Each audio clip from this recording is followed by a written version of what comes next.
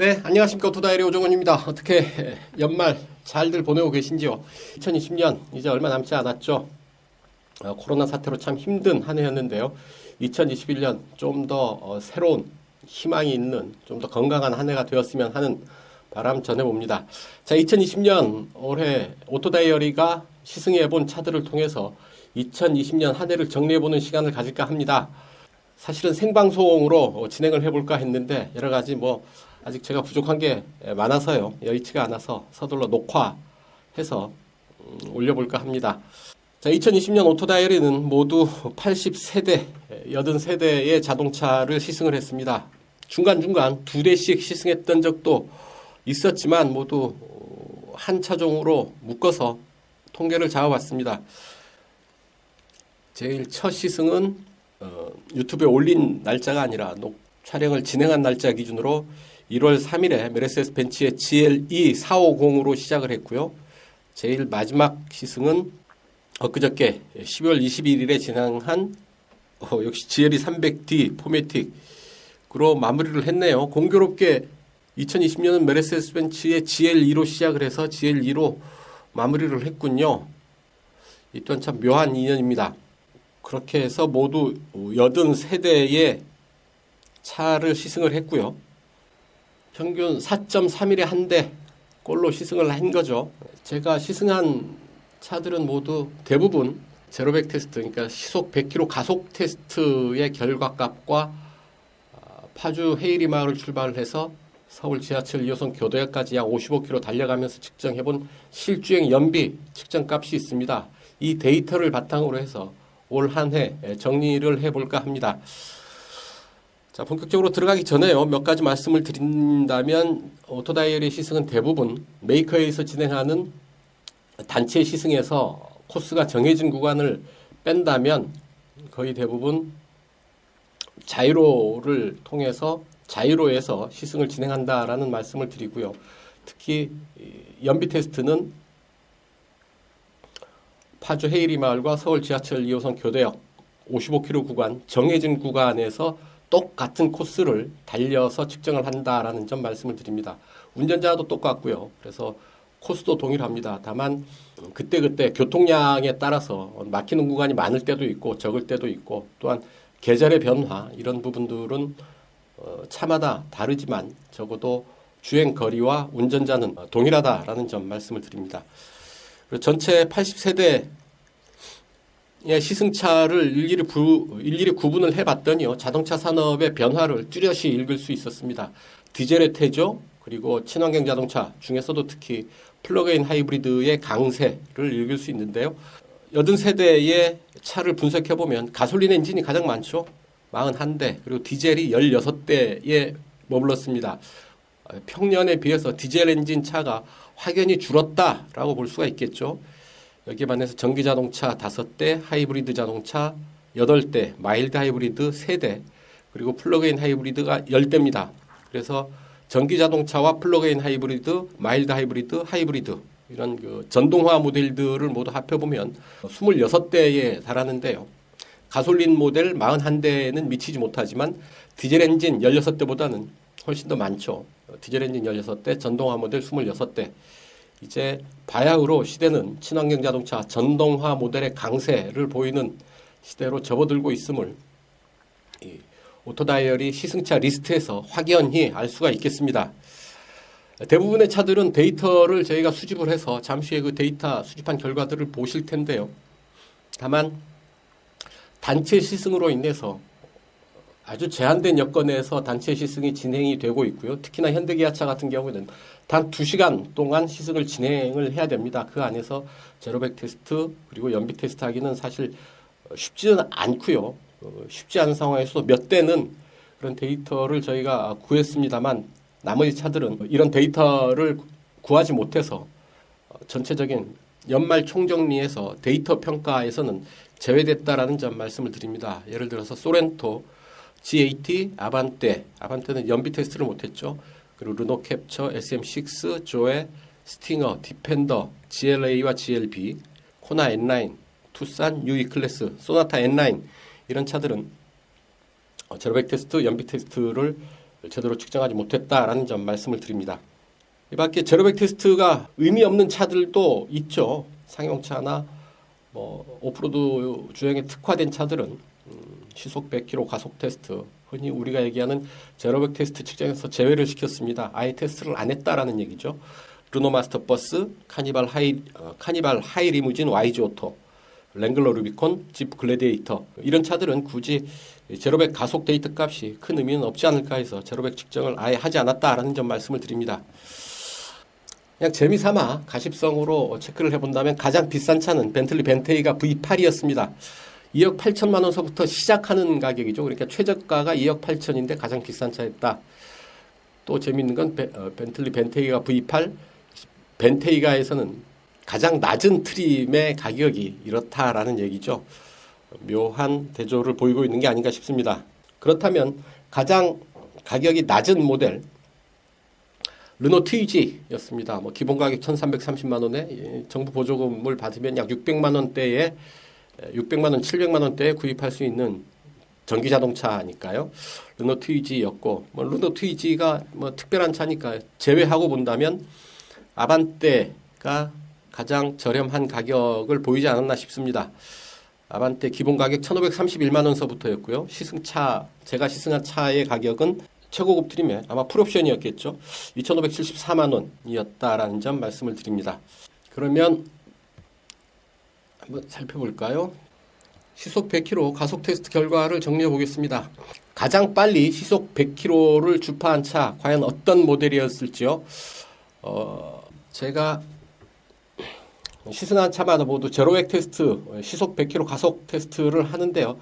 역시 동일한 장소에서 동일한 운전자가 약 최소 5회, 최대 10회 가량 반복 주행을 하면서 시속 100km의 가속 시간과 거리를 측정을 하고 있습니다. GPS 계측기를 이용한 계측기, 영국 레이스 로직사에서 만든 비디오 V박스를 이용을 하고 있는데요. 상당히 정확한 계측기입니다. 다만 메이커에서 공식 발표한 기록은 참고로 하고요. 제가 직접 테스트를 하면서 측정한 값을 기준으로 평가를 해봤는데요. 가장 빠른 기록은 3.75초가 나왔습니다. 그 차가 어떤 차냐? 잠시 후에 이제 말씀을 드리기로 하고요. 5초대까지 그러니까 6초 미만의 시속 100km를 주파한 차들을 쭉 찾아보니까 모두 17대가 해당이 되네요. 모두 17대가 시속 6초가 되기 전에 5초대에 시속 100km를 주파를 했습니다. 17대 중에 17위에 제네시스 GV70이 올라왔고요. GV70 3.5 터보 4휠 드라이브 이 트림이 올라와서 5.76초를 기록을 했네요. 그리고 제네시스 G70도 5.23초를 기록을 했습니다. 상당히 우수한 그런 성능을 보였다라고 얘기를 할 수가 있겠고요. 제네시스 G70은 3.3 터보죠.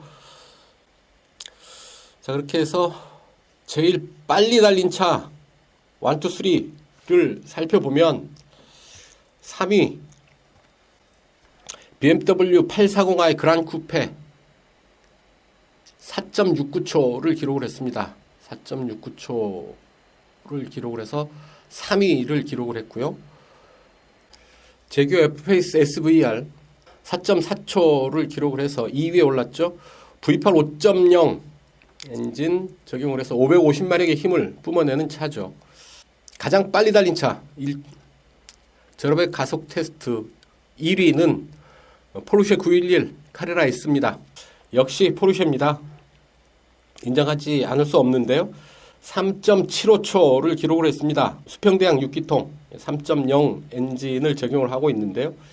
450마력에 불과한 힘으로 가장 빨리 시속 100km를 주파한 거죠. 포르쉐 911 카레라 S의 성능 대단하다 싶고요.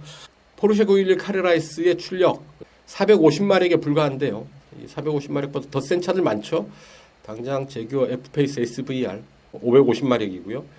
아우디 S8 571마력, 벤틀리 벤테이가 550마력, 500마력을 훌쩍 넘는 차들이 질비 한 대도 불구하고 911 카레라 S가 3.75초로 가장 빨리 달린 차가 됐습니다. 역시 힘도 세야 되지만 몸무게도 가벼워야 되고 힘의 효율을 최적화해야지 최고의 퍼포먼스를 제대로 낼 수 있다는 점을 알 수 있지 않을까 싶습니다.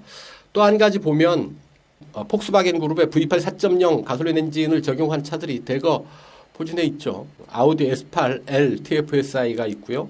그리고 벤틀리 벤테이가 V8, 그리고 카이엔 터보 쿠페도 V8 4.0 엔진 적용하고 있죠. 폭스바겐 투아렉 V8 TDI도 들어와 있습니다. 이 고성능 차에는 역시 포르쉐, 그리고 아우디, 벤틀리, 폭스바겐, 이런 폭스바겐 그룹의 고성능 모델들이 대거 포진해 있고요. 국산차에서는 그래도 제네시스가 GV70과 G70 두 개를 집어넣고 있습니다. 역시 제네시스도 고성능을 제대로 구현하고 있다라는 증거가 아닐까 싶습니다. 이 밖에 BMW는 840i와 M340i가 들어왔고요. 도요타 스프라 8위로 랭크되어 있습니다. 또 하나 주목할 만한 부분은 플러그인 하이브리드 모델들도 이런 고성능 영역에서 두각을 보였다라는 얘기인데요. 카이엔 E 하이브리드가 5.33초를 기록을 하면서 10위에 랭크되어 있죠. 거기 보면 그 바로 아래 11위에 볼보 S90 T8 역시 플러그인 하이브리드죠. 포드 익스플로러 플러그인 하이브리드도 들어왔습니다. 5.56초 상당히 의외라면 의외인데요. 5.56초의 기록으로 포드 익스플로러 PHEV도 13위에 랭크됐다라는 얘기고요. 벤츠 S560e까지 치면 플러그인 하이브리드 모델이 4대나 들어왔다라는 얘기죠. 그래서 이 플러그인 하이브리드 모델 같은 경우에 연비 수준도 아주 높습니다. 카이엔 E 하이브리드 같은 경우에는 연비가 90.9km/리터, 1리터로 90km 넘게 달린 기록을 보였거든요. 잠시 후에 연비 부분에서 다시 말씀을 드리겠습니다만 배터리 잔량이 충분할 경우 이렇게 좋은 연비를 뽑아낼 수가 있는 거죠. 연비도 좋고 힘도 센 이런 모습들, 이 플러그인 하이브리드 모델들을 다시 주목을 해야 되는 이유가 아닌가 싶습니다. 연말 총정리 통계를 내면서 제가 이 플러그인 하이브리드 모델들을 다시 한번 주목을 하게 됐는데요. 그만큼 성능이면 성능, 연비면 연비, 두 마리 토끼를 제대로 잡은 모델, 플러그인 하이브리드 모델들이 되지 않을까 싶습니다. 자, 어쨌든 2020년 오토다이어리 시승기 중에서 가장 빠른 시속 100km 가속 시간을 기록한 모델 포르쉐 911 카레라 S 3.75초였다라는 점 말씀을 드리고요. 이런 고성능 차들 중에 가장 비싼 차 역시 벤틀리 벤테이가 V8이 2억 8천만 원서부터죠. 그리고 포르쉐 911 카레라 S 역시 1억 6천 90만 원서부터인데 제가 시승했던 차의 가격은 2억 원을 넘죠. 2억 1,030만 원이었고요. 역시 고성능을 제대로 느끼려면 2억은 줘야지 제대로 타볼 수 있는 게 아닌가 싶습니다. 아우디 S8L TFSI도 2억 500만 원이었고요. 하지만 비교적 저렴한 가격에 고성능을 느낄 수 있는 것 역시 국산 차들이죠. 제네시스 G70 4,585만 원서부터고요. 제네시스 GV70 3.5 터보 같은 경우에는 5,724만 원이니까요. 비교적 저렴하게 고성능을 제대로 즐길 수 있는 차다라고 말씀을 드려도 좋지 않을까 싶습니다. 자, 이제 연비 가시죠. 자, 연비는 리터당 30km 이상의 차들을 한번 모아봤습니다. 모두 7대가 해당이 되는데요. 파워트레인 구분하지 않고요. 그러니까 가솔린이든 디젤이든 전기차든 혹은 플러그인 하이브리드든 가리지 않고 일단 리터당 30km를 기준으로 연비 최고인 차들을 정리를 해봤습니다. 아마 전기차는 그러니까 단위가 달라지기 때문에 전기차는 제외될 수밖에 없었다라는 점 말씀을 드리고요. 연비 리터당 30km 이상 달린 차 모두 7대가 있었습니다. 포드 익스플로러 PHEV가 30.8로 7위 턱걸이로 이 기준에 들어왔고요. 프리우스 올힐 드라이브 31, 프리우스 32, 벤츠 E302 32.2, 벤츠 S560이 52.6이었고요. 2위는 카이엔 E 하이브리드 90.9를 기록을 했습니다. 카이엔 E 하이브리드 대단하죠. 제로백에서도 상위에 랭크됐고 연비 부분에서도 상위에 랭크되어 있다라는 점. 주목할 필요가 있을 듯합니다. 그리고 리터당 90.9보다 더 간 차가 있었습니다. 대단한 거죠. 최고의 연비를 보인 차 도요타 프리우스 프라임이었고요.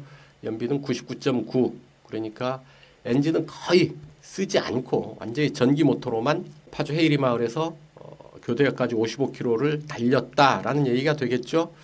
7개 모델을 쭉 제가 말씀을 드렸는데요. 눈치들 채셨는지 모르겠습니다. 모두 전동화 모델입니다.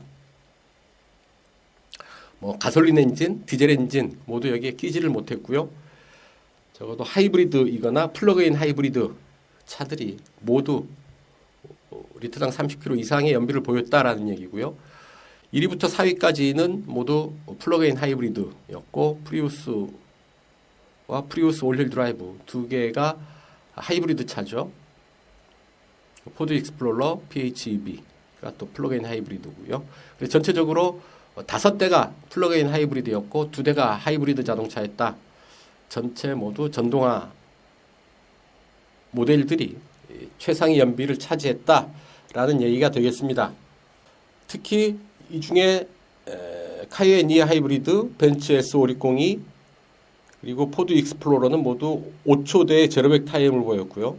벤츠 E302 역시 제로백 타임이 6.31초로 기록을 했는데요. 그렇다고 본다면 플러그인 하이브리드 모델들이 대체로 성능 면에서도 고성능을 보였고 연비 면에서도 상당히 높은 수준의 연비를 보였다라고 얘기를 할 수가 있겠죠.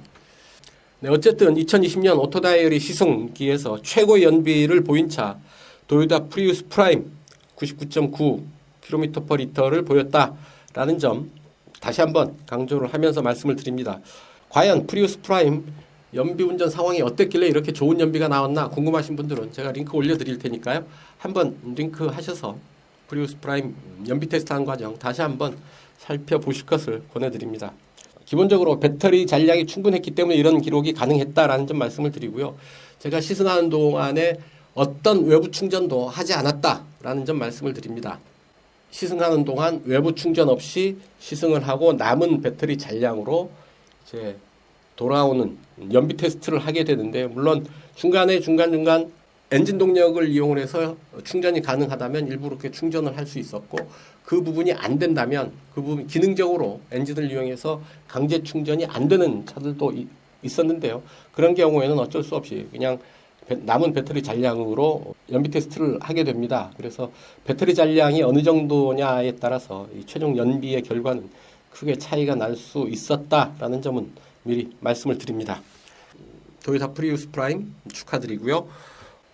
자, 이 정도로 정리를 하고요. 되게 연말 되면 올해의 차 여기저기서 결과 발표들을 많이 하죠.